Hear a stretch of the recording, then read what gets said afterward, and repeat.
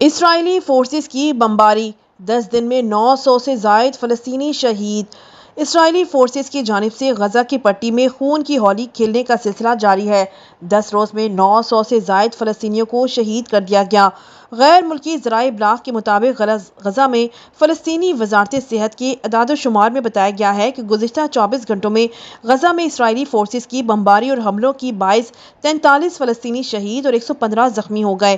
Reports کے مطابق جنگ بندی کے خاتمے کے بعد 18 مارچ سے شروع ہونے والے اسرائیلی حملوں میں 896 فلسطینی شہید اور 2000 کے قریب زخمی ہوئے ہیں۔ دوسری جانب ورلڈ فوڈ پروگرام نے غزہ میں غذائی قلت پر تشویش کا اظہار کرتے ہوئے کہا ہے کہ جنگ دوبارہ شروع ہونے سے غزہ میں پھر شدید بھوک کا خطرہ منڈلا رہا ہے۔ ورلڈ فوڈ پروگرام کا کہنا ہے کہ 3 ہفتے سے زیادہ ہو گئے ہیں غزہ میں خوراک کی فراہمی نہیں ہوئی۔ ہزاروں فلسطینیوں کے شدید بھوک اور غذائی قلت کا شکار ہونے کا خدشہ ہے۔ ورلڈ فوڈ پروگرام کے مطابق ہمارے پاس صرف 2 ہفتے کی خوراک کا ذخیرہ رہ گیا ہے۔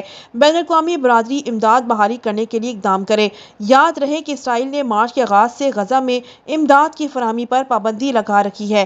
تازہ اعداد و شمار کے بعد غزہ کی پٹی میں 7 اکتوبر 2023 سے جاری اسرائیلی قتل عام کے نتیجے میں شہادتیں 50,251 سے تجاوز کر گئیں، جبکہ 1,14,000 سے زائد فلسطینی زخمی ہوئے ہیں۔